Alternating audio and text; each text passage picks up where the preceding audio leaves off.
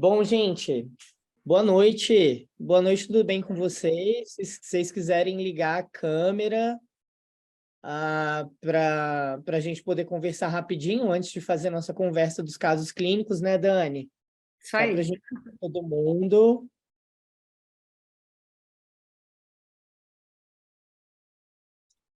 Ei, Carentã. Ei, pessoal. Se vocês quiserem ligar só para dar um oi para a gente. Tem o pessoal conectando ainda.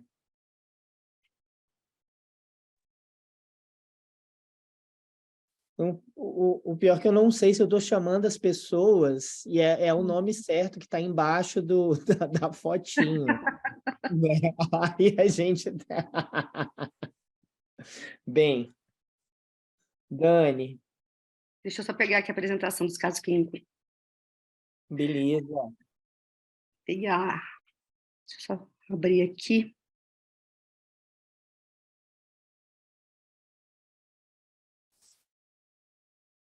Bom, gente, hoje, igual a gente... essa conversa de hoje é mais uma conversa que uma aula, né, Dani? Que a É gente isso achou aí. mais interativo, aula, o pessoal está um pouco cansado, já está perto de festas, tem gente de férias, né? Tem gente que às vezes estava fazendo uma outra coisa aí, e a gente pensou em fazer uma coisa mais prática, e mais dinâmica, e a gente vai contar com a participação de vocês para fazer a Egeni. Eu não sei se é Geni mesmo, né? Geni, boa noite todo mundo. E, enfim, a gente vai fazer uma conversa, a gente separou algumas coisas, alguns casos em que a gente vai usar tudo que a gente vai aprender na pós, né, Não, para ajudar, algumas coisas para ter ideia, né? para ter uma ideia, exatamente, mas são casos desafiadores, né, porque a dor pediátrica, né, Dani, é um desafio. A gente vai mostrar, e a gente já falou em todas as aulas anteriores, que, assim, se a dor de adulto é mal diagnosticada e mal tratada, imagina a dor da criança, né? Achava que criança não sentia dor até pouco tempo, né, Dani? Isso aí. Bom, você quer compartilhar aí, Dani? Ou se você quiser, eu começo. Você que manda, o chefe. Não, Você que... primeiras damas, não. Então tá. Chefe, primeira chefa. Espera aí, então deixa eu abrir aqui. Deixa eu colocar aqui. Carregando aqui.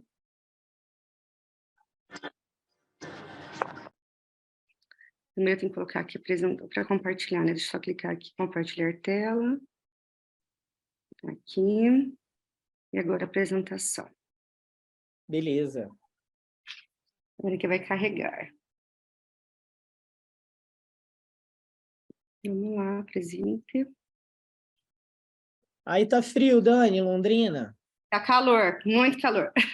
Gente, eu tô com uma saudade de Londrina. Eu gostava muito de comer aí no Bangkok Garden. Você já foi? Já, maravilhoso aqui. Ai, amo. Então, moçada, eu não sei o que vocês esperam, né, a respeito da dor pediátrica. O intuito dessa aula é fazer vocês entenderem que há um espaço para intervenção dentro da dor pediátrica e que tem uma importância, né? Eu não sei se vocês me conhecem, eu sou a doutora Daniele Mazeto Cadide, eu e o doutor Marcos André, meu melhor amigo, meu sócio, né, meu companheiro dessa jornada de dor pediátrica. A gente vem há algum tempo trabalhando com a dor pediátrica e a gente resolveu levantar essa bandeira e ajudar com que as crianças parassem de ser negligenciadas, né? E expandir esse conhecimento nosso para outras pessoas, para que pudessem trabalhar nas suas cidades, nos seus estados e implantar serviços de dor pediátrica, né, com formação adequada, por isso que surgiu a pós de dor e intervenção da SIMPEM, né? Atualmente, eu sou anestesiologista, né? Eu tenho formação em dor, área de atuação em dor, sou coordenadora da pós junto com o Dr. Marcos André, né? Dou assessoria de dor pediátrica no Einstein, sou coordenadora do Comitê de Dor Pediátrica da SBED, né? Coordenadora do Comitê de Intervenção em Dor Pediátrica sobre a MID, sou revisora da Brazilian Journal of Pain, entre outras coisas, né? Então, o intuito na verdade, isso aqui é um bate-papo, né, para que vocês entrem também na discussão conosco, para dar a opinião de vocês. Então, isso aqui é a nossa pós de dor pediátrica, que começa em janeiro, né? É uma pós que tem a função de dar, desde o básico da dor pediátrica, como avaliação, fisiopatologia, farmacologia, né? Ensinar como avaliar a dor da criança, como fazer anamnese na dor da criança, né? Para indicar os tratamentos não farmacológicos e farmacológicos, né? E dentro desses farmacológicos também a intervenção em dor, né? A intervenção não invasiva e a invasiva, tá? O que a gente sabe sobre intervenção em dor pediátrica, né? A gente sabe que dentro da modalidade de procedimentos, ela é amplamente, o procedimento intervencionista, a gente sabe que hoje é amplamente aceito para o adulto, né? Que a gente usa algumas técnicas na criança, na verdade, várias técnicas nas crianças, e que essas técnicas são apoiadas por relatos de caso, séries de caso, e há poucos estudos controlados randomizados, e que dentro da intervenção em dor pediátrica a gente tem os bloqueios regionais que são amplamente aceitos dentro da anestesia, né? Que a gente tem hoje muitas excelentes evidências a respeito dos bloqueios regionais em relação ao alívio da dor pós-operatória e como prevenção da dor pós-operatória. Então, hoje a gente sabe que os bloqueios na criança, né, quando realizados durante a cirurgia, ele ajuda no controle da dor aguda, né, previne a dor crônica na criança, em muitos casos, né, que o ultrassom ele passou a nos dar segurança para a realização desses bloqueios na criança, né? E com isso vem aumentando a quantidade de bloqueios infantis, né? E a utilização deles para o controle pós-operatório, né? A gente sabe que eles fornecem uma analgesia de 12 a 16 horas e que é quase mesmo que a duração dos bloqueios centrais, tá? A gente usa catéter nas crianças hoje em dia, né? A gente está comprovado que quando você utiliza, né, esse bloqueio periférico contínuo, ambulatorial, você reduz a necessidade de a utilização de opioides, né? E a gente sabe que quando a gente faz intervenção na criança, seja na dor aguda ou na dor crônica, a gente faz com que essas crianças tenham alta precoce do hospital e usem menos medicamentos, com isso menos efeitos colaterais, né? A gente sabe que hoje em dia o bloqueio de neuroeixo, né, para muitas crianças acaba dando um efeito residual e isso acaba trazendo para a criança um sofrimento emocional, né, um impacto emocional. Então tem sido tirado esse bloqueio de neuroeixo e usado mais o bloqueio de nervos periféricos, né? Porque ele tem uma ação mais rápida, com uma duração mais curta em termos de bloqueio motor, né? Essa é uma das coisas que a gente pensa na dor pediátrica, né? E quando a gente fala de intervenção na dor da criança, o que a gente quer saber, né? Geralmente a gente se questiona se há um espaço mesmo dentro da dor aguda e dor crônica, né? E se esse espaço, quando que eu vou indicar, quando que eu sei que eu posso, para qual patologia eu vou indicar, e na verdade a gente pode utilizar tanto na dor aguda quanto na dor crônica, né? E para prevenir essas dores. Eu coloquei aqui para vocês um artigo de 2022, que eu acho importante antes da gente falar dos casos clínicos, que é uma revisão da literatura a respeito da intervenção na dor pediátrica, né? E hoje a gente vê que o bloqueio de nervo periférico é amplamente usado, né? Que o plexo, os bloqueios de plexo, de gânglios também são amplamente usados, os epidurais, né? Intratecal, infusão intratecal, neurólise intratecais, cordotomia, né? A cifoplastia, que para muitos, até no adulto, é uma incógnita, mas é utilizado na criança, né? Radiofrequência, crioablação, tudo isso a gente pode utilizar na faixa etária de dor pediátrica, né? Deixa eu só tirar isso aqui. Isso aqui foi só mais um lembrete a respeito das técnicas que a gente pode utilizar na criança. Com isso, eu vou passar para vocês agora alguns casos clínicos que eu e o André a gente separou, né, André, para falar. Sim, sim. Foi mais uma pincelada, né, do que a gente, qual é a função e por que a gente, em que a gente pode utilizar na dor da criança, né? Deixa eu só colocar aqui os casos clínicos. Nossa.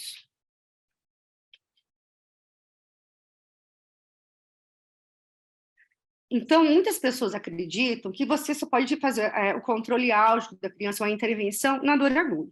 E aí o André, a gente vai demonstrar para vocês, através de alguns casos clínicos, que é muito mais que isso, né?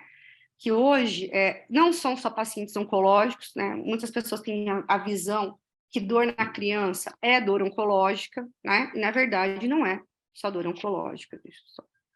Então, o caso clínico que eu vou colocar para vocês é um paciente masculino, né? 8 anos de idade, que ele chega na consulta, né, com uma limitação de movimento, por dor intensa no tornozelo esquerdo e com dificuldade de deambular. Ele tem um histórico de trauma, né, com fratura comunitizada com 1/3 distal da tíbia esquerda, devido a um acidente de trânsito, tá? Essa criança fez algumas cirurgias, né, e depois refez novamente cirurgias, e depois de 6 meses ela foi encaminhada para fisioterapia e reabilitação, né, com queixos de limitação de movimentos, eritema e edema em tornozelo esquerdo. Exames laboratoriais normais, e no exame de imagem, essa criança tinha uma osteopenia no pé esquerdo. E no exame físico, a gente encontrava calor, né, um edema, eritema, aumento de pelo no tornozelo esquerdo, né, mobilidade limitada da articulação do tornozelo, a dorsiflexão e flexão plantar diminuída, e na escala visual analógica, EVA 8. E essa criança também apresentava uma alodinia. Agora, vamos para a pergunta aos universitários. Ajuda aos universitários. Vamos lá. A gente tem um monte de gente aqui e a gente vai, né? A gente gostaria que vocês participassem.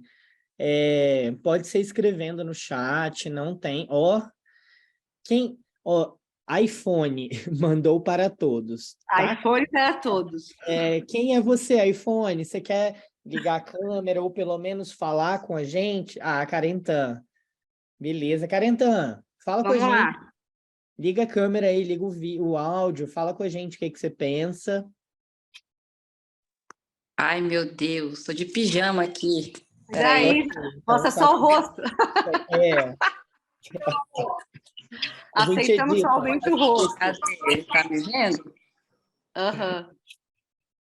Então, olha, parece que é síndrome complexa de dor regional esse negócio aí. Tá com cara e cheiro, não sei. Por quê? Primeiro tem edema, né? Edema, alteração de cor, dos pelos, né? Aumento de pelo. Você quer explicar para a gente? Porque tem gente aqui que não, eu acho que nunca teve contato com essa síndrome de dor complexa regional. Se você puder explicar em poucas palavras, assim, pode ser com, assim, o que você pensa que como é que é essa doença, só para... Ai, meu Deus, olha a prova oral aí. Não, só para falar com o pessoal, porque tem gente também, tem uma paciente minha aqui que é aluna de medicina que acabou de entrar, e aí eu queria que você contasse para ela o que é síndrome de dor complexa regional. Tá bom. Não, síndrome complexa de dor regional, na verdade é uma síndrome, né, como o nome propriamente já diz, que, na verdade, quem está mantendo aquela dor é um pezinho do sistema nervoso simpático. E esse pezinho do sistema nervoso simpático, né, está envolvido na fisiopatologia, mas, na verdade, é uma dor neuropática. E que está envolvendo também na fisiopatologia receptores e a noradrenalina periférica propriamente dita. Por isso que a gente tem essas alterações, né? De cor, tamanho de volume, né? Alteração de fâneros. Mas, na verdade, assim, né? Tem um critério para poder dar esse diagnóstico, que é o critério de Budapeste. Tem a fase aguda e tem a fase crônica. A fase crônica já é justamente o contrário, né, desse edema, dessa inflamação, aumento de fâneros. Na verdade, no final, na fase crônica, já envolve alteração de cor mais para cianose, né, diminuição da temperatura, atrofia, né, e perda dos fâneros, do que... É tudo que é agudo, só que é o contrário, né, propriamente dito. Mas, basicamente, é isso, né? Então, assim, uma dor neuropática que envolve um pouquinho do sistema nervoso simpático, né, e que tem uns critériozinhos diagnósticos lá para poder diagnosticar isso aí. E é isso. Aí, assim, o que causa, muita gente não sabe o que é que causa, mas alguns pacientes têm alguma história de trauma, né, naquele membro. Geralmente são membros unilaterais, ou pés, ou mãos, né? Enfim. Eu achei perfeito. Tá de Ai, meu parabéns. Deus do céu, não estava preparada com isso. Tomando um vinho ainda. Olha que chique, gente. Gente, desculpa, eu tive que desligar aqui meu áudio, porque que passou o trenzinho da Coca-Cola aqui com a musiquinha do Papai Noel. É para falar sobre ambiental, dor pediátrica, Dani. É isso aí, que a Karina falou é justamente isso, né? E às vezes a gente sabe que na criança o principal é a tipo 1, né? O diagnóstico é justamente esse, né? Agora, como a Karina já participou, nós vamos querer ajuda de outro universitário para perguntar se investigaria mais alguma coisa e como essa pessoa trataria. Vamos lá, André. Puxa alguém aí na arquibancada. Olha, vamos ver. Deixa eu ver. Ó, temos... Ó, gente, vamos lá. Cecília está online. Será que é a Cissa? Larissa, Lari! Ah, vou puxar a Lari. Lari, você está aí? Bom, vamos ver. Lari, talvez... Leonardo. Leonardo. Leonardo. A Larissa, tô sim. Vamos lá, Larissa e Leonardo, os dois. Como vocês Diz aí, investigariam? gente. Liga essa câmera aí. Não, tudo bem, Lari. Você consegue falar com a gente, pelo menos, ou tá difícil aí? Ela não está podendo abrir a câmera. Consegue Ela falar. consegue. Tô com saudade do sotaque carioca. Vamos lá. Madureira. Vamos lá. Lari, como é que você trataria isso daí? Liga esse microfone e conversa com a gente. Então, porque meus filhos estão aqui fazendo assim uma balbúrdia. Vocês vão ouvir choros e gritos. Eu acho que é tudo melhor eu bem. escrever, entendeu? Deixa eu escrever, tá? Tá bom. Tá. Beleza, a gente... Leonardo.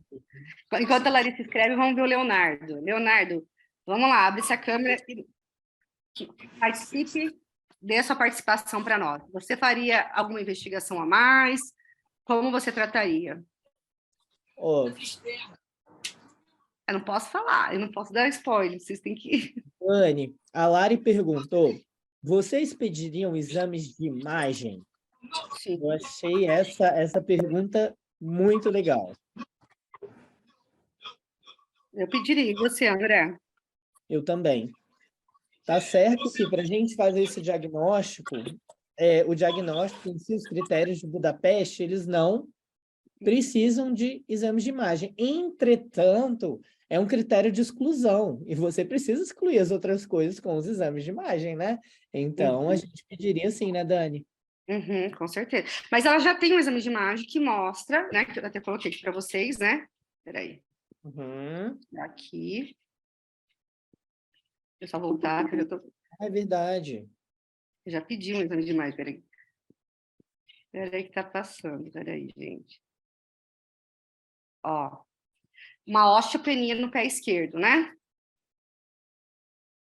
É isso que foi demonstrado no exame de imagem, uma osteopenia no pé esquerdo. Alguém pediria uma eletroneuromiografia aqui?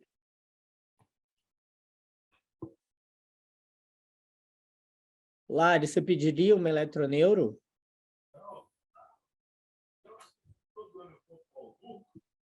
Será alguém? Não, não. Por que você não pediria, Lari?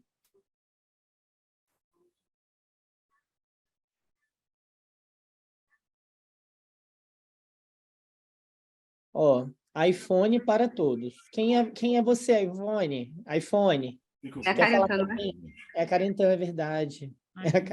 Não, tem vários iPhone Carentan. Calça jeans, descobre o número da calça jeans. 42. Oi, bom. Então, a Lari, A Karen Tan pergunta se tem sinais neurológicos. Ele tem alodinia só, né? O exame físico eu descrevi para vocês aqui, né? A única alteração que ele tinha era uma alodinia, né? Uhum. E fora isso, mais nada. Beleza, ela também acha, gente, que é síndrome de dor complexa regional, tá? Então, o que a Karen Tan falou, em primeiro momento, eu não pediria exame de imagem, não está errado também, se você tem, né, o diagnóstico pelos critérios de Budapeste é clínico, mas assim, tem aquela coisa da gente excluir os outros diagnósticos, né? E para questão de medicina defensiva também, pessoal. Então, a gente precisa ter essas documentações aí para se resguardar e para ter uma noção, né, de exclusão dos outros diagnósticos também. Mas as duas formas são certas, viu? Verdade. Uhum.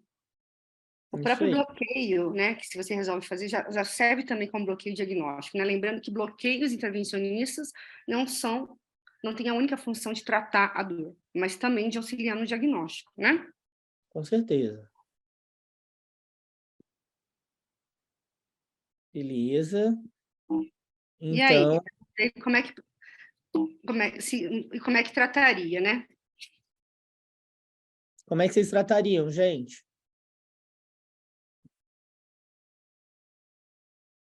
Então, nesse caso, a gente meio que concluiu que foi uma síndrome de dor complexa regional posterior a um trauma, né? Que essa criança teve, né, Dani? Após 6 meses, né, essa criança tinha essa apresentação aí, e fez fisioterapia e tudo mais, mas ainda tinha limitação e tinha uma dor alta, né? Uma dor refratária, não tinha um controle adequado, né? E a Sim, gente ó. foi optado em fazer um bloqueio, sim, né? Foi optado em fazer um bloqueio. Peraí, deixa eu voltar aqui. Do nervo tibial posterior, fibular superficial e fibular profundo. Tá? Com ultrassom, não foi optado por algo simpático lombar, não quis fazer, foi feito somente isso aqui, é só para ilustrar a técnica, né? E após o bloqueio teste, deu positivo, e o paciente ficou bem. Né? A gente sabe que a criança tem uma coisa em relação ao adulto, que é a neuroplasticidade, e às vezes o próprio bloqueio teste, você já consegue ter a resolução da dor. E foi o que aconteceu com essa criança. Tá? Dani, a gente teve duas sugestões de bloqueio aqui. A Karen Tan sugeriu. Olha, Edirlene também, Picalho também está participando. Obrigado, Ele já Edirlene. fez um tratamento multidisciplinar, né? Lembrando que ele já estava fazendo fisioterapia, né? Que entra aí a equipe multidisciplinar, né? Ele já estava em acompanhamento com a fisioterapia. Não precisou de BSV, né? A gente fez o bloqueio teste e o próprio bloqueio teste deu resolução no nosso problema. Não precisou fazer uma dessensibilização. Nem sempre a gente vai fazer o BSV, né? Mas foram boas opções, boas sugestões aqui, Só Dani. físio é Ó, pouco? Não, não é pouco, só físio. Não é pouco. só fiz é pouco. A fisioterapia não vai impedir essa hipersecreção de adrenalina que vai manter a dor do paciente em geral. É claro que a fisio, pós-procedimento, esse paciente tem muita dor, inclusive, né? A fisioterapia é uma tortura para os pacientes com síndrome de dor complexa regional, né? Então, o bloqueio, ele vai, além de tratar, vai permitir que esse paciente consiga realizar uma reabilitação adequada, né, Dani? Exatamente. E aqui, Dani, a gente teve... Gente, eu tô parecendo locutor de futebol, assim. Teve... A Karen Tan sugeriu Um simpático lombar. simpático lombar e ipsilateral, ciático e poplíteo também. Vamos primeiro comentar o simpático lombar ipsilateral, que a Karen Tan sugeriu. Eu acho que é uma boa proposta, né? Só que tem os prós e os contras, né, Dani? É um excelente bloqueio, você está aí indo no gatilho nos nervos que vão formar o plexo simpático que vai para a perna, né? Para aquele membro. Então, você está fazendo um bloqueio alto, um bloqueio muito bacana de fazer, mas, em geral, né? Em geral, não, vai precisar de sedação, vai ter a gente vai precisar de todo um processo para levar essa criança para o centro cirúrgico, né?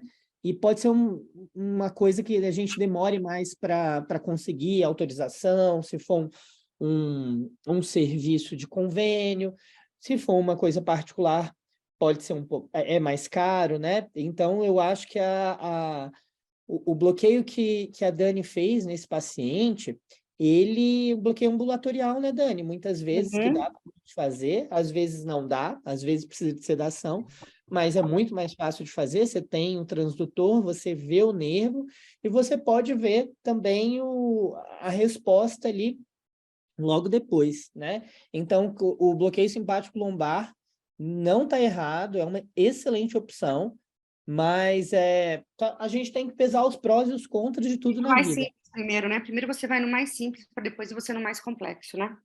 Isso, você fez um bloqueio diagnóstico pensando na fratura, né, Dani? Dessa criança também. A Lari, vamos subir de novo. A Lari aqui sugeriu um bloqueio de ciático hipoplíteo. Bom,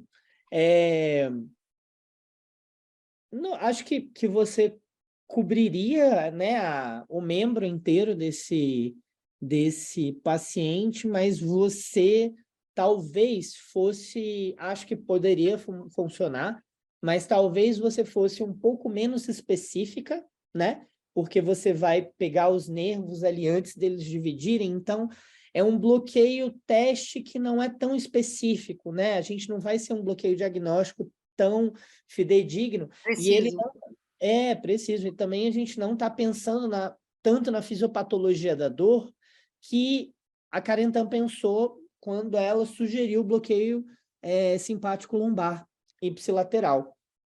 Então, acho que é uma opção, mas eu acho que a gente tem opções um pouco mais precisas, talvez, né? Mas, assim,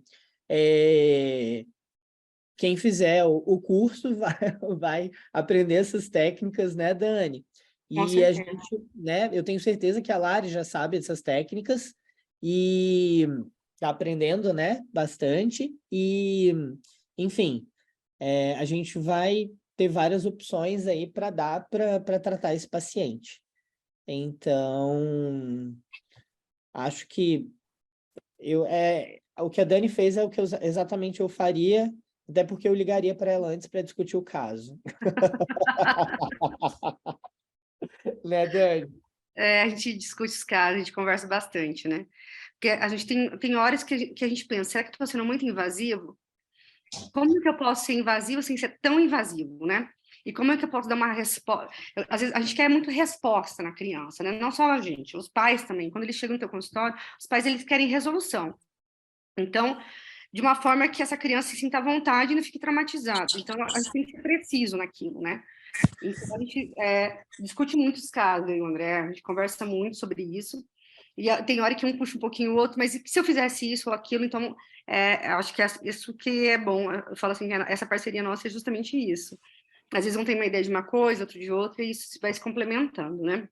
Sim, com certeza. André, eu falei um caso, eu vou pedir para você falar outro caso. Se der tempo, Claro. eu falo mais um. O que você acha? Beleza. Eu acho ótimo. Eu acho ótimo.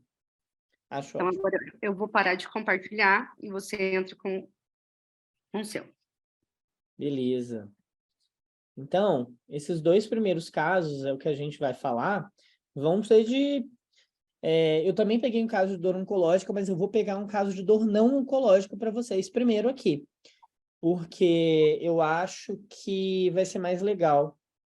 Ai, pera, de compartilhamento... Calma. Vamos lá. Compartilhar. Agora deu, né?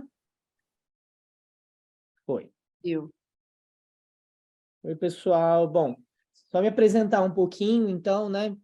Meu nome é Marcos André, eu sou anestesista, enfim, residência pela Unesp, Também tenho vários cursos da Simpen, né? Eu e a Dani, a gente tem os mesmos cursos da Simpen de pós-graduação. Então, também trabalho em vários hospitais aqui do DF e também sou coordenador da Simpen junto com a Dani. Também participo da SDED. Ah, que legal! Bom, aqui é um slide que eu vou mostrar para vocês também. Quem tiver mais interesse em fazer o Kids Door, se você fizer sua matrícula até dia 31 do 12, você vai ganhar 5% no curso, tá bom? Por esse QR Code aqui. Então, só para falar um pouquinho, nosso curso vai, né, ter 360 horas, encontros online, presenciais, vai ter Cadáver Lab e vai ter 50% de prática, tá bom, gente? Então, essa eu acho que vai fazer toda a diferença numa pós-graduação aí, tá bom? Então, voltando aqui para o nosso caso, é a SVF, tá? Ela é uma menina, tem 14 anos, é estudante, mora aqui no DF. Ela teve o diagnóstico da doença falciforme ao nascer, tá? E ela tem um diagnóstico de ansiedade, depressão, tá? Ela tem um pai que é esquizofrênico também, várias internações. A mãe é a cuidadora principal e também tem um quadro depressivo associado, né? Tem um quadro de sobrecarga do cuidador, que a gente vê bastante em cuidados paliativos, e pacientes que têm que cuidar de pacientes, né? E acompanhantes que têm, cuidadores que têm que cuidar de pacientes que demandam muitos cuidados, né? E ela chegou comigo com bastante dor, gente, bastante dor no quadril, tá bom? Chegou com dor no quadril, e ela chegou, gente, em uso de codeína, de 6 em 6 horas, ibuprofeno, de 8 em 8 horas, dipirona e hidroxiureia e ácido fólico. A gente sabe, gente, que para pacientes com doença falciforme, a hidroxiureia, ela aumenta a formação de hemoglobina fetal, que é uma hemoglobina que não vai sofrer falcização, né? Que ela não vai virar foice e então vai melhorar a qualidade de vida desse paciente. Então, ela iniciou com uma queixa de dor em região de quadril e joelho, principalmente à direita, com claudicação há cerca de 6 meses, que piorou de maneira importante, que tinha piorado há cerca de 1 mês, isso após a data da consulta, tá? Ela tinha uma cefaleia também não pulsátil, com frequência irregular, relacionada ao estresse. Ela é um paciente, né, que tem várias aí causas para ter estresse. E o exame físico, ela tinha dor à palpação do quadril, ela tinha dor à tração e à detração desse quadril, então quando a gente estressava a sacroiliaca, ela também sentia dor. Ela tinha déficit, né, na abdução do quadril, rotação interna, externa também, junto com a marcha de Trendelenburg. Então, aquela marcha do paciente que claudica, né, uma marcha claudicante de Trendelenburg, onde ele geralmente fica como se ele colocasse, desviasse o quadril para o lado e a perna que ele tem dor, ele deixasse mais alta e a perna que não tem dor, ela ficasse, o corpo fica apoiado sobre ela. Então, quando o paciente anda, ele faz aquele movimento de paciente que manca, né? Os pacientes mancos têm essa marcha de Trendelenburg em geral, tá? E ela não tinha anormalidades no exame físico do joelho. E depois a gente vai conversar por que eu citei que o exame físico do joelho dela era normal, tá? Então, o que vocês acham no que eu falei que essa paciente tem? Vamos lá. Deixa eu ver, eu vou pegar aqui pessoas para Meu participar. Deus. Vamos lá.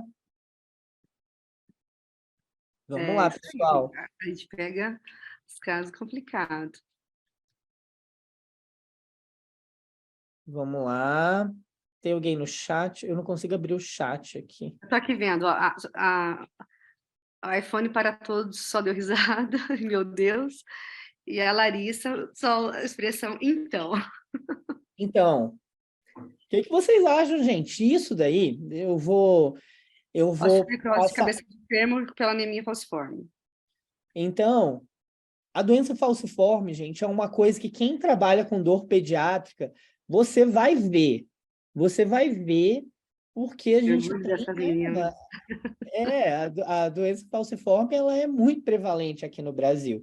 É uma doença que, né, não vou dizer que ela surgiu no continente africano, mas muitos pacientes com doença falciforme lá sobreviveram, eles foram selecionados, porque lá tinha muita malária, e quem tem doença falciforme não desenvolve a forma grave da malária.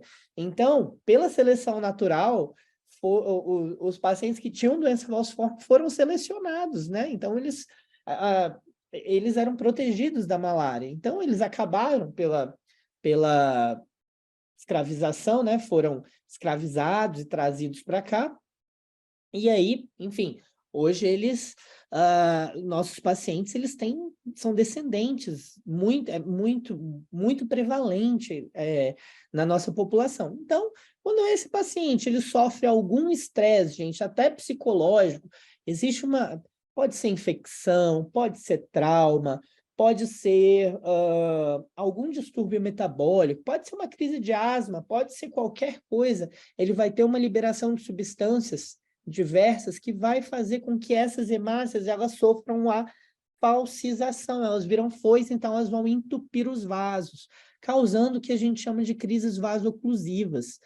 E aqui é uma coisa muito interessante, porque isso demonstra que os nossos pacientes, aqui eu estou mostrando um paciente que ele não tem nenhuma doença, e o nosso paciente que tem uma doença, que ele tem internações sucessivas, ele vai manifestar a dor de uma forma diferente. Então, esses nossos pacientes com doença falciforme são pacientes muito mais sensíveis, pessoal. Então, a gente tem que ter um carinho com esses pacientes, né? E, obviamente, a dor não se resolve sozinha. E o que a gente fez, né? O que a gente fez? A gente pediu um exame de imagem. Então, normalmente, a gente pode ver esse exame por raio-x. Por ultrassom, a gente não consegue ver os sinais da osteonecrose. E o sinal do raio-x a gente vê essa área mais rarefeita aqui na cabeça do fêmur, né? Que é uma área de pressão, e existe um infarto ósseo ali, tá bom? Mas o padrão ouro desse diagnóstico é ressonância. Essa paciente fez ressonância e estava com osteonecrose de cabeça de fêmur. Tá, beleza, acertaram o diagnóstico. E aí, o que vocês fariam? iPhone para todos, Larissa Pinheiro, Leonardo Henrique, Maíra Lustosa, Geraldo Pacheco, Vera, Galaxy, Gisele, Suzy Prestes. Vamos lá, gente, participa aí. O que vocês fariam? Chegou essa criança com dor, vocês sabem que ela tem doença falciforme e ela tem osteonecrose de cabeça de fêmur. E aí, pessoal, vamos lá. O que vocês fariam? A Careta tá com muitos spoilers. Vamos lá. Tá, vamos pensar nos remédios dela primeiro? Pode ser?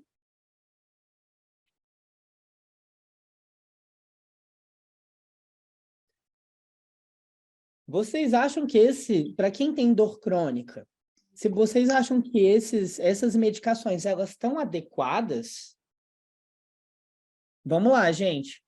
iPhone para todos, o que você acha? O que você faria diferente? Vamos pegar outros, né? Também deixa as meninas um pouco. Vamos fazer a galera. Vamos sortear um aí. Lembrando que a codeína, né? Nessa faixa etária é liberada, né? Eu recebi ela sim. A gente mudou alguma coisa depois. Leonardo, Maíra, Vera Regina. Alguém faria a rotação de opioide? Vamos Associaria lá. algum antidepressivo? Maria Eduarda. Um Renata. gabapentinoide? Gente, tem um monte de gente na sala e um monte de gente preguiçosa, que não quer falar. Vamos lá, Leonardo. Vamos, você. Tá podendo falar? Às vezes não tá, gente. Às vezes tá num momento aí que Eu só sei que o Leonardo Henrique, ele... Vou até marcar ele aqui, ó. Vai ter que falar. participa Vamos aí, lá. participa. Tá marcado, você vai ter que falar. Leonardo Henrique Lucas. Ele tem 3 nomes. Leonardo Henrique Lucas. 3 nomes. Eu tenho 2. Você tem 3. Vamos lá. Eu sei Vamos que lá. você está ansioso a falar. Alguém, por favor, tire o silêncio do microfone dele. Só a gente falando não tem graça. Nossa, tem 14 mensagens. Eu entrei agora. Metadonia, vamos lá. Ó, Duloxetina, não seria possível? Vamos lá. O antidepressivo que a gente escolhe para criança inicialmente é a amitriptilina, tá? É o que os estudos demonstram e é o que existe segurança. Não que você não possa associar, mas a gente inicia primeiro com a amitriptilina. Primeiro antidepressivo escolhido para criança. tricíclico tem muito estudo e tem no SUS, né? Exatamente. Isso ajuda bastante. Mais alguma coisa? Quem falou mais aí? É que eu não estou conseguindo Não é abrir, off-label, né? A amitriptilina não é off-label. não estou conseguindo abrir o chat para ver se alguém falou alguma coisa. Metadoninha, metadona na criança, iPhone para todos. Não daria codeína nem para o meu inimigo. Isso aí, esse aqui é aluno do Carlos Marcelo, hein? Quem falou isso aqui é aluno do Dr. Carlos Marcelo. Certeza, Não daria certeza. codeína nem para o meu inimigo. Bloqueio de PENG com fenol. Tem que tomar muito cuidado no usar fenol em criança, hein? Quem falou? A Lari? A Mari. Entendi. Mais algum? Tramal. Posso comentar do Tramal? Pode. Então, gente, Tramadol tem muitos estudos hoje falando que estudos que estão usando, se você for na UTI, se você for nos lugares, você vai ver que estão usando e que se usa muito. E uma das razões é porque você tem o Tramadol gotas. Então, isso facilita a titulação. Entretanto, a gente não pode esquecer por que que a OMS tirou a codeína, né? A segunda escada analgésica da escada analgésica de tratamento da criança, o segundo degrau da escada analgésica da criança. Porque até os primeiros anos de vida, cerca de 10 a 30% das crianças podem ter deficiência na metabolização da codeína. Só que a via de metabolização da codeína é muito similar à do tramadol. Então, a OMS pegou, pensando nesses 30% de crianças que não conseguem metabolizar a codeína, ela tirou. Então, a OMS não recomenda o uso de codeína para crianças. Nem adulto também metaboliza direito a codeína muitas vezes, né? As crianças também não. E o tramadol entra de carona aí nessa recomendação, porque a via de metabolização dele é comum. Entretanto, se você digitar aí Tramadol, Pediatrics, no PubMed, você vai ver muita coisa. Mas, assim, a recomendação é para não utilizar, tá? Mas não vou dizer para você que está errado, né? Mas se a gente for recomendar pela OMS, não se usa. Mas existem vários usos off-label por aí. Sobre metadoninha. O que você acha, Dani? Fala aí. Ela usou, né, André? Você colocou metadona para ela por um tempo, né? Só que ajudava na questão da dor, mas tinha muitos resgates, né, André? Eu lembro que você chegou a ser usado nela. E em relação à reabilitação, não tinha tanto efeito, né? Ela ainda tinha muito resgate, tinha muito breakthrough pain, então, por um tempo teve um controle álgico regular, mas não foi suficiente, né? E dentro de toda a otimização que foi utilizada nessa criança de medicações, essa analgesia multimodal que o André colocou, a gente tinha ainda uma dificuldade de controle álgico e dificuldade na reabilitação dessa criança. Tá. E o E que sem contar que ela também tinha, se eu não me engano, ela teve uma adição, né, André, ou não? Não, Não, não, ela não não teve. Pode ter, teve, né? ela não teve adição, mas ela não respondia bem, gente, opioide. Não era ajudava, mas não era adequado. Não, a gente não tinha nenhuma melhora de 30, 40% no EVA, né? E no ENVE também. E aí a gente pensou em uma coisa a mais. Bom, o que a gente fez, pessoal? Pensando no que a Lari falou. A Lari falou do PENG Block, que é um bloqueio pericapsular do PENG que pega a cápsula do quadril. E a cápsula do quadril, pelo menos o PENG, ele pega a parte de inervação anterior, que é uma grande parte de inervação, né, do quadril, da sensibilidade do quadril. Então, quando a gente tem uma lesão no quadril, a parte anterior é responsável por mais de 50% da dor que o paciente sente.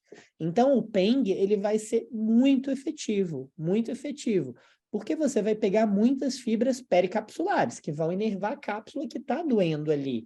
O acetábulo, ele está doendo ali, a cabeça de fêmur está doendo ali, ela é inervada por aquela região.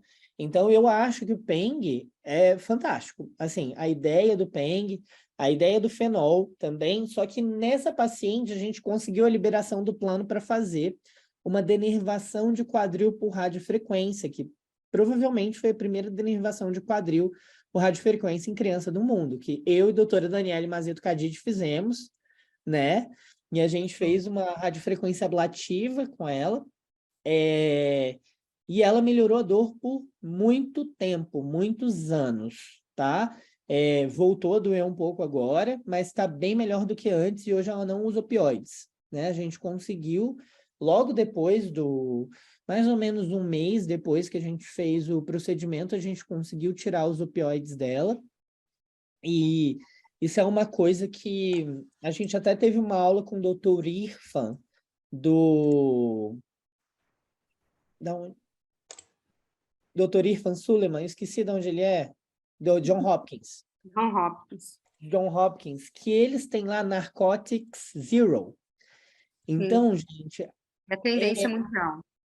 Com certeza. Lá eles estão vivendo uma crise de opioides terrível. Não é nossa realidade aqui. Entretanto, a gente pode aprender muito observando e aprendendo com eles. Então, ele usa essa intervenção muito precoce para não usar narcóticos. Ele não usa opioides. É narcótico zero lá para as crianças. Então, ele faz muita intervenção lá também, né? Que a gente teve uma aula com ele no Congresso Brasileiro. E a gente resolveu fazer essa denervação de quadril para denervar a cápsula anterior do quadril dela para ela sentir menos dor. A gente não está tratando em si a osteonecrose, que vai se resolver sozinha. Então, com fisioterapia, com fortalecimento adequado, muitas vezes essa necrose a gente tem uma remineralização disso, né? Então, a gente vai, muitas vezes, a principal indicação para essa criança, essa pessoa, né? Ir para uma prótese, quando chega na vida adulta, tem uma dor de difícil controle, eles colocam uma prótese nesse adulto jovem, nessa criança grande. Fez 18 anos, parou de crescer, está com dor, prótese. Então, o que a gente fez aqui foi tirar essa criança da fila da prótese, né? Porque ela já não crescia mais e os colegas ortopedistas de quadril já sugeriram a prótese para essa paciente para a mãe dela, né? Só que a gente ia ter uma criança muito limitada, uma cirurgia muito cruenta, e a gente conseguiu dar mais tempo para essa pessoa, uma qualidade de vida melhor, e sem passar por uma cirurgia tão agressiva.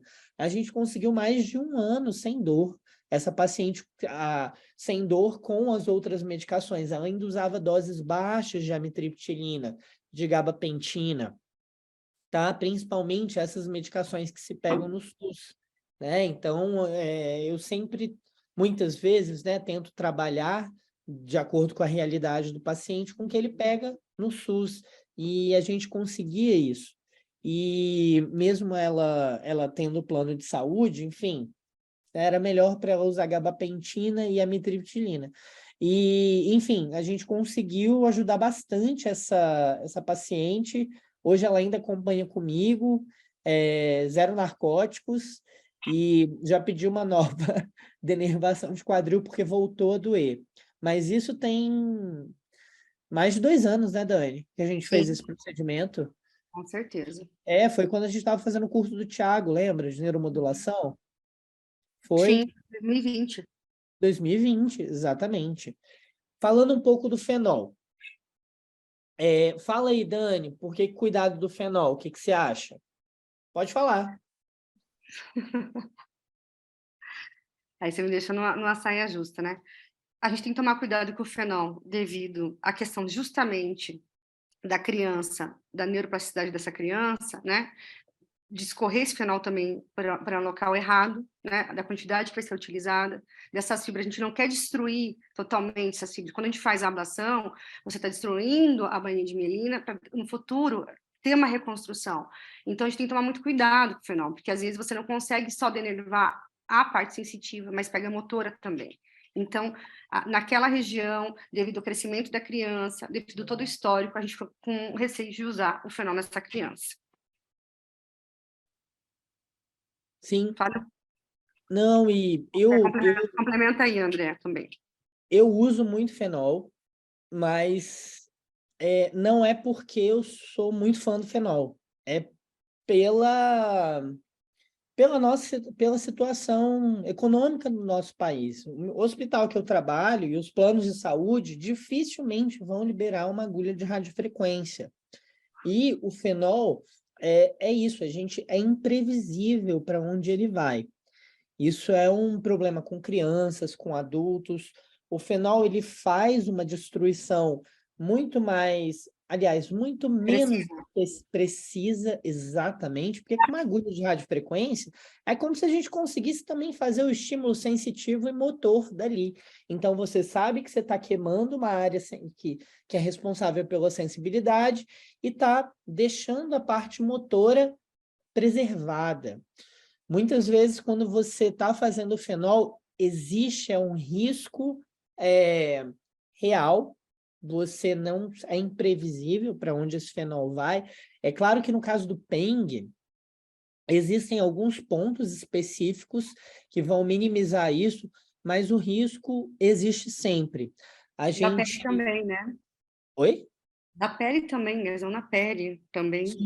Sim, necrose de pele, a gente pode ter ali no PENG, então a gente pode ter esse fenol atingindo o nervo femoral, então tá muito pertinho ali, para quem conhece a anatomia direitinho, bem pertinho, então a gente tem que tomar bastante cuidado com isso. Eu uso bastante, mas é um risco real e contínuo. Então, muitas vezes eu faço muito menos fenol do que eu gostaria de fazer por medo de pegar alguma fibra motora. Então, é possível, mas é muito arriscado. Tá? A gente Então, vai falar de mais algum caso, André? Como é que você quer fazer? bom, deixa eu ver. Em adultos não oncológicos, eu faço fenol diluído. Minha coragem termina aqui. É a Carenta iPhone para todos. Acho que Carenta, eu faço fenol também para adultos não oncológicos para crianças não oncológicas. Crianças eu uso só em oncológico. E só que é isso. Às vezes a gente está se colocando em risco, né? A gente está colocando em risco como profissional e o paciente também, né? Já pensou se a gente pega um femoral ali? Que tristeza. Então, a gente tem que ter cuidado. E assim, se a gente fizer o fenol com muito diluído, menos de 5%, né? A gente não vai ter... Vai ter um bom resultado na criança, né? Exatamente. Ele não é neurolítico com menos de 5%. Muitos colegas dizem que ele tem um efeito neuromodulador, porque você não vai destruir o perineuro com ele menor do que 5%. Mas eu nunca li um estudo que demonstrasse exatamente isso. Então, a gente fica de nível de especialista, mas enfim. Não sei, Dani, o que você acha? O pessoal está tão tímido aí, né? Você quer falar mais um casinho? Eu tenho mais um aqui também, não sei. Vamos lá. Será que Quer que eu mostre um oncológico? Eu tinha pensado em mostrar aquele caso bizarro. A gente falou de um caso simples, um caso mais ou menos. Eu tinha pensado em colocar aquele caso bizarro, meu. Fechou. Mas aí você entra Não, aqui nessa... acho que pode. Eu acho que aquele caso é bem legal.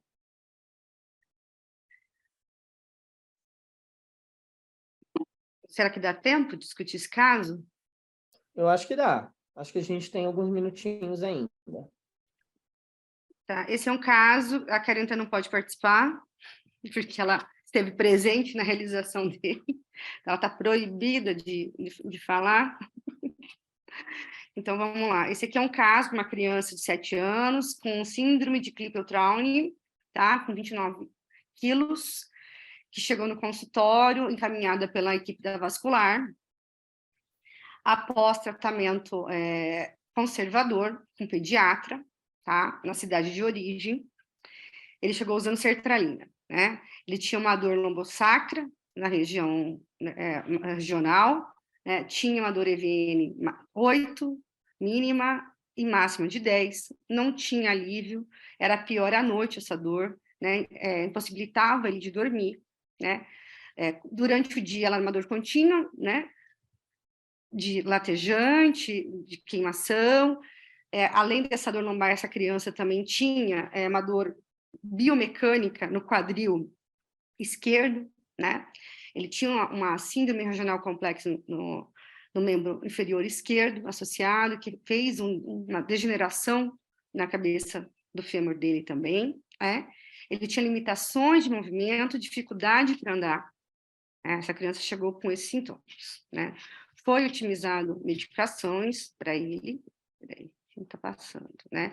Ele tinha, lembrando que ele tinha uma MAVE também em região torácica e região sacral, que se interligavam em todo o cone, em toda a medula, até o cone medular, né? E daí foi feita uma otimização de medicações, com amitriptilina, foi associado baclofeno, gabapentina, deixado morfina de resgate para ele, paracetamol.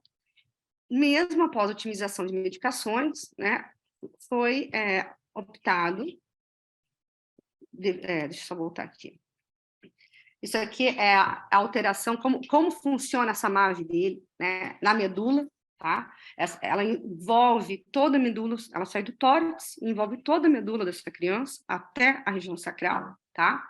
Ele, como eu falei para vocês, além dessa dor lombar, ele tinha uma dor de membro, né, que era uma síndrome regional complexa, com alteração de fâneros, temperatura, edema, tinha alteração muscular, alteração óssea, tinha um desvio no joelho dele também, né, tinha a patela dele era desviada, enfim, ele tinha uma presença de tríade, que é a tríade da doença dele, que é a vinha do porto, malformações venosas e varicose, e alterações ósseas e de tecidos, né?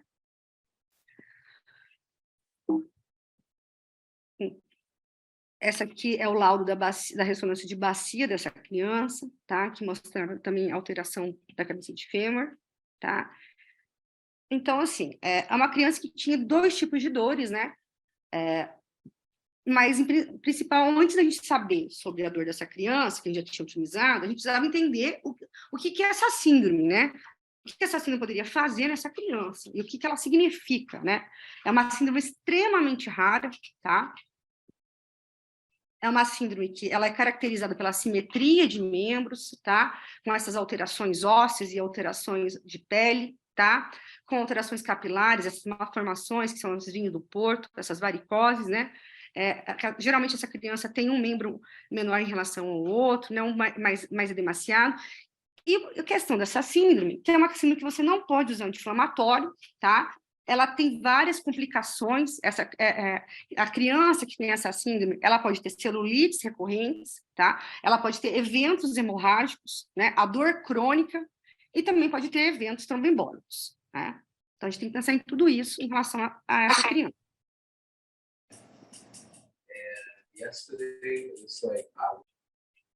É assim que essa MAVE, ela age, né? Isso aqui é uma artéria, né, e capilares veias normais, e é assim que é a MAVE, tá?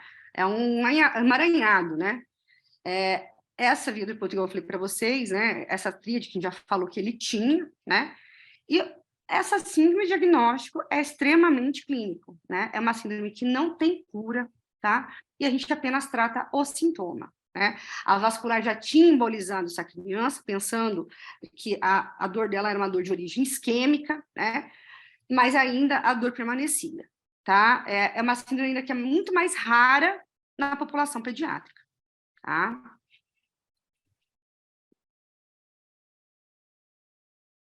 E o diagnóstico dessa criança, eu pergunto para vocês, né? Eu falei para vocês a característica dessa dor, e daí aí entra a questão. Era uma dor realmente de origem, ela tinha uma síndrome regional complexa, mas também tinha uma dor neuropática associada, tá?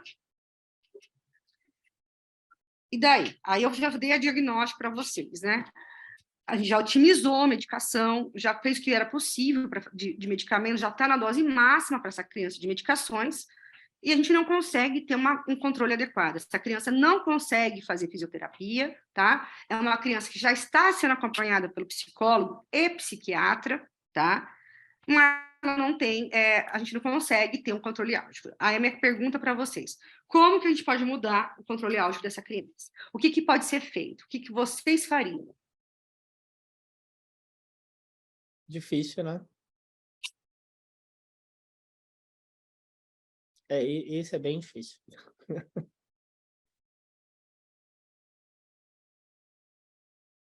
Deixa eu ver, ó. Temos algumas pessoas no chat. Quarentã proibida. Mas quem? Lari tá aí ainda? Pô, mas alguém mais queria participar? Quem que falou? Leonardo Henrique falou. Edirlene falou. Ó, não faço a menor ideia. BSV? Olha lá, Dani. O Leonardo Henrique, Lucas, nosso colega de 3 nomes, e não faz a mínima ideia. Ele pensou num BSV. O que você acha? Não foi a opção.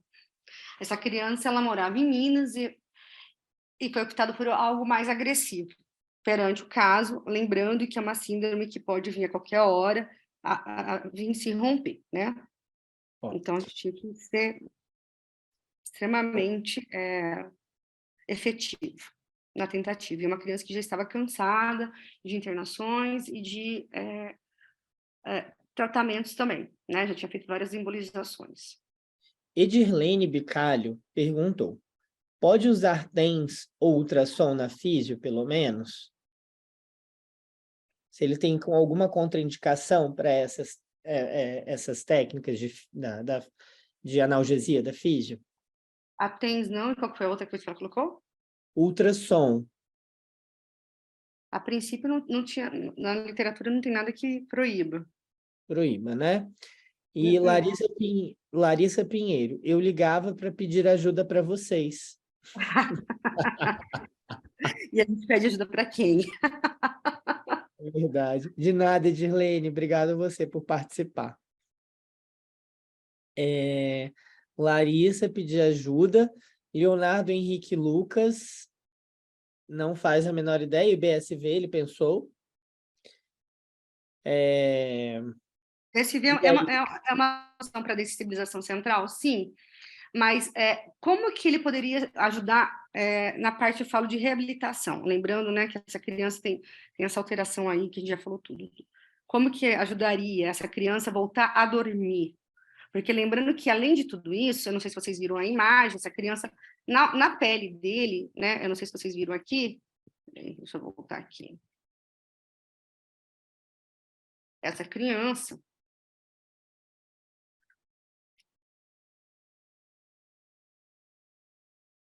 ela tem uma alteração, um edema na pele que mostra aí, né, para vocês mostrando aqui, e a gente consegue ver essas varicoses, né, nessa pele dessa criança já, né. Então, isso, além dessa dor que vem da lombar para a região sacral, principalmente a parte ali da musculatura, né, dificultava muito o decúbito dessa criança. Tinha muitos resgates, né, de morfina. Na madrugada tinha que ir para o hospital direto, né, para fazer laminas. Karen está perguntando se ela pode falar alguma coisa. Não, porque ela estava presente no procedimento. Ela não pode falar. Desculpa, Agora, Karen, só no final. você quer falar uma coisa para acrescentar? Então tá bom. Então fala, Margarita. Eu libero você para falar. Pode falar.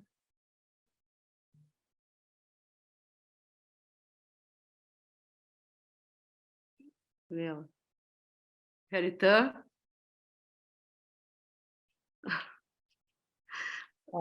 Ela falou, Dani, que o ultrassom com Doppler era bizarro desse paciente. Bizarro.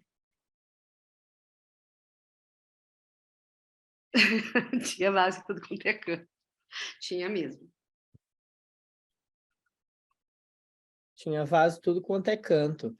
Tem uma estudante de medicina que me mandou no privado que ela achou tão interessante o uso de medicamentos psiquiátricos para dor crônica. Ela não tinha, acho que experiência, né, conhecimento, mas ela gostou bastante. Então, é uma coisa que a gente faz muito. Então, a gente foi pensado em fazer uma intervenção, né?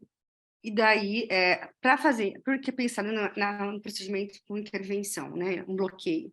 Porque esse bloqueio ia ajudar também no diagnóstico, porque a gente não tinha certeza se era uma dor realmente neuropática, parecia ser, tinha um padrão de dor neuropático, mas podia ser uma dor isquêmica, né? Então, a gente poderia ser um bloqueio diagnóstico, né? E esse bloqueio diagnóstico ajudaria também no próximo evento que a vascular faria de embolização, né, desses vasos dessa criança, né? Lembrando que o pessoal da vascular não quis mexer na região torácica e depois o que a gente fez, eles fizeram a embolização na região sacral dessa criança, na nave sacral dessa criança, tá?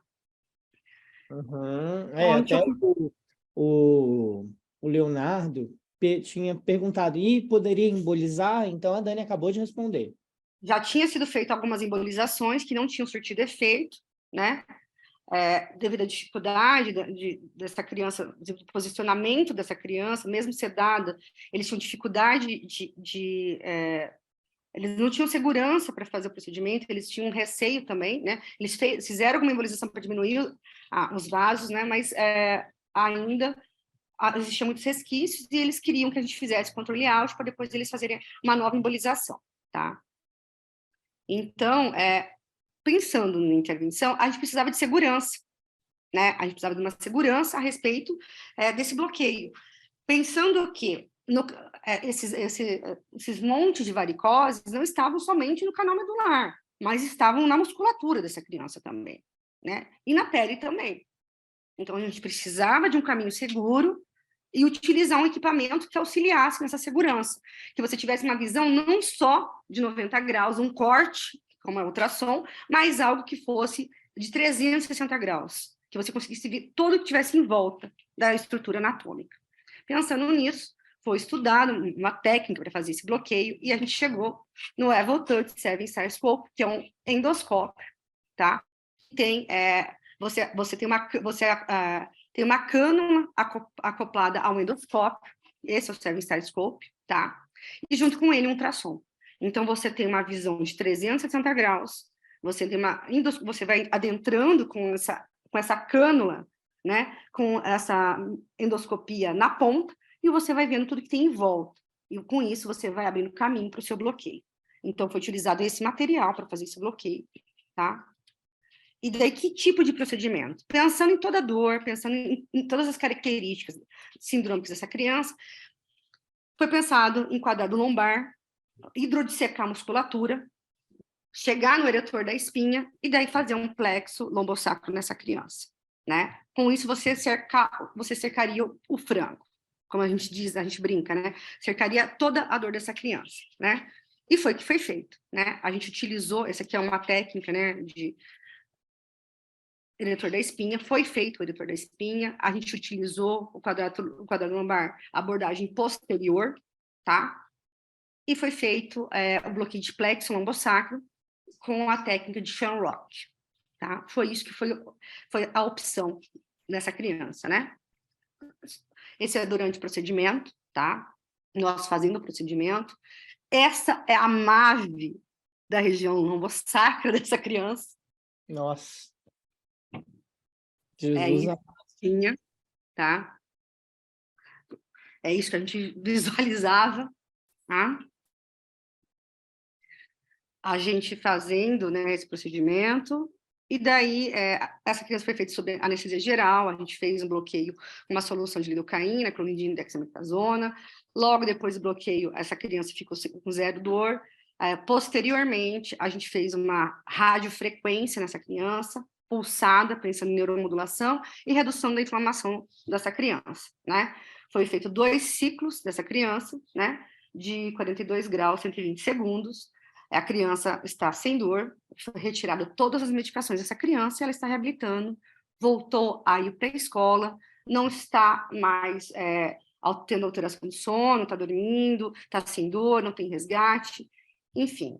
E está fazendo fisioterapia também por causa da questão da síndrome regional complexa, né? Então, a gente conseguiu dar a esse paciente uma qualidade de vida, né? Passando aqui. E tudo isso nos mostrou, né, que realmente a intervenção, ela desde que você tenha ciência do que você está fazendo, você estude anatomia, tenha consciência, uma ampla visão da patologia da criança, é um procedimento seguro para a criança, né, você consegue reduzir os opioides e diminuir os efeitos adversos. Então, a intervenção, ela sim, ela veio para ficar na dor pediátrica, né? Para isso você tem que ter uma formação adequada e sempre a gente fala que a gente nunca para de estudar, né, André? A gente sempre continua estudando e então esse caso foi um caso desafiador, né? Durante eu discuti muito com o André esse caso, né, André? A gente discutiu muito esse caso, foi um caso assim que eu falo que foi um caso que foi desafiador mesmo. Dani, tira só o compartilhamento, por favor. Deixa eu pegar aqui. Peraí, pausar compartilhamento, isso. Não, acho que você tem que sair lá embaixo de compartilhar. Já parei aqui compartilhar, deixa eu ver aqui, interromper compartilhamento. Isso. Nossa, muito difícil, Dani, muito difícil, muito difícil. E aí você teve que descobrir o material, que seria estudar, descobrir o material, entrar em contato com o pessoal, convencer o auditor. Foram várias batalhas, né, Dani? Até pensar em como fazer de uma maneira segura, né? Se você estourasse algum vaso ali, a criança morria. E lembrando que, assim, esse material nunca tinha sido usado em criança. Né? Então, é um material que nunca tinha sido... Perdão. A gente tem que pensar muito, e foi uma coisa assim que eu discuti com o Sudir, discuti com o Marcos, né? Fui conversar com o pessoal lá fora, cheguei a pensar, até conversei com o Sudir, será que eu estou sendo muito invasiva? Será que eu estou sendo muito atrevida, né? Porque tem hora que a gente tem medo de estar sendo muito atrevido, né? e fui conversar com o pessoal da França, que é o pessoal que produz esse material, para ver se a gente poderia utilizar em criança. Eles nunca tinham sido utilizados em criança, e, na verdade, esse foi o primeiro procedimento no mundo em criança, além de ser o primeiro procedimento no mundo em criança, com essa técnica, foi o primeiro procedimento no mundo nessa síndrome, né? Então, na verdade, a gente, nesse caso, a gente marcou a história, né? Bom. Gente, caso fantástico, né? Eu acho que a gente é movido por coisas que fazem desses desafios, né, para gente. E quanto mais a gente estuda, mais a gente vê que a gente precisa estudar mais e tal. E muitas coisas aí bem interessantes. Eu achei esse caso muito desafiador, assim, e se fizesse alguma coisa errada, a criança morria. Então, ele tinha que dar certo, né, Dani? Então, a gente tem que entender, assim, que que eu acho que é por isso que eu quis falar esse caso aqui. O André é uma pessoa, assim, que a gente conversa muito, e é sempre bom você ter alguém para você ter esse amparo e discutir. A gente vive discutindo o caso. A dor pediátrica, você pode ir desde uma coisa tranquila, como uma cefaleia, né, André? Que a gente trata, dor de cabeça em criança, até uma dor do crescimento, que a gente considera uma dor tranquila, até casos complexos, né? Casos oncológicos, metástase, né? Casos que a gente não tem diagnóstico, que você, enfim, N coisas, né? Até você chegar no entrépment, né? Entender que é um entrépment na criança, ou uma neuropraxia na criança. Então, a dor da criança é essa caixa de Pandora, né, André? Nossa, com certeza. E além assim, da gente ter um ao outro, a gente agradece muito o contato que a gente tem com o Sudir, com o Plancart, com o André Triscot. Então, são pessoas que vão estar presentes de alguma forma na nossa pós, viu? E são pessoas que ajudam, assim, que inventaram as coisas e nos dão amparo, principalmente para dizer que a gente é capaz, né, Dani? Então, isso é muito legal, é muito bonito poder contar, assim, com essas pessoas, né? Mas, sim, dor pediátrica é uma caixa de Pandora e toda vez a gente tem que pensar eu sempre conversei com o Fabrício, com o Charles, que eles que trouxeram intervenção para o Brasil, né? Do jeito que a gente conhece hoje. E eu e a Dani, a gente está tentando ser o que o Fabrício e o Charles foram na dor pediátrica, né? Então, a gente quer quebrar paradigmas, mostrar que é possível, com cautela, com estudo, com preparo, com cuidado, né? Então, a gente está aí para tentar quebrar paradigmas, né, Dani? E para fazer a vida dos nossos pacientinhos melhor. Porque no teu consultório vão chegar coisas simples, mas também vão chegar coisas extremamente complexas. Então, você tem que ter uma formação adequada para isso, né? E é assim, a dor, não só no adulto, mas na criança, é sem fim no estudo, né? A busca de conhecimento, ela é infinita, né? Quanto mais você estuda, mais você tem que estudar, e mais questionamentos você tem, e mais dúvidas você tem para sanar, né? E a gente sabe que nunca a gente vai dominar 100% de todo o conhecimento, né? Então, o fato de você ter pessoas que você possa discutir, professores que você tenha esse amparo, né? Às vezes não dentro da dor pediátrica, mas pessoas que entendam muito da fisiopatologia da dor, né? Que já vivenciaram, tem uma experiência enorme na dor clínica de adulto, eles podem te dar uma visão que te amplie também o universo da dor pediátrica, né?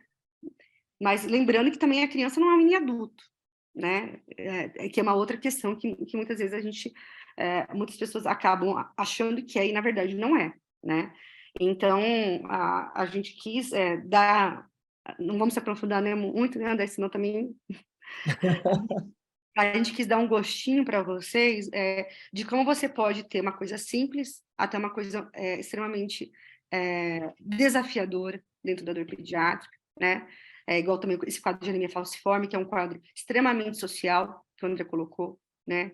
Que hoje a gente vê muitas crianças com anemia falciforme que estão entupidas de morfina ou metadona, e mesmo assim não tem controle álgico adequado, mas não tem profissional que consiga controlar essa dor regional dessa criança, para ela não chegar ao ponto de prótese ou demais, a adicção em dor, né, que a gente fala do opioide. Então, faltam profissionais qualificados e a gente gostaria muito que esse trabalho que a gente começou, ele se ampliasse, né, por todo o Brasil, e que as pessoas se dedicassem a estudar a dor pediátrica, se dedicassem à formação e se dedicassem, junto com a gente, a levar essa bandeira para diminuir a dor refratária na criança, a negligência, né, a prevalência de dor, tanto aguda quanto crônica na criança. Ai, que lindo. Acho que é isso. É isso. Então, bonito, Dani, gostei. E acho que é isso, acho que a gente vai se despedir agora, né? A gente queria agradecer a todo mundo, queria agradecer a Simpem, a gente queria agradecer a todos os alunos que estão e que estiveram presentes. Para nós é sempre uma alegria estar aqui para fazer essa conversa com vocês e é uma honra tê-los, tá, nas nossas aulas. Muito obrigado, de verdade. Verdade. E lembrando a vocês que, assim, todos nós, né, somos alunos, né?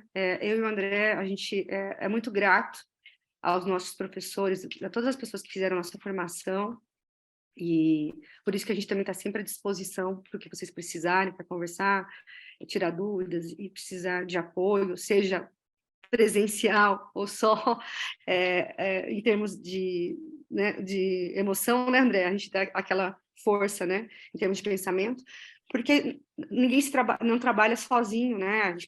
A gente precisa dos colegas para auxiliar, e a gente chegou até onde a gente está. O André teve a formação dele lá em Botucatu, teve a formação no Singular, teve a formação lá com o Thiago, né?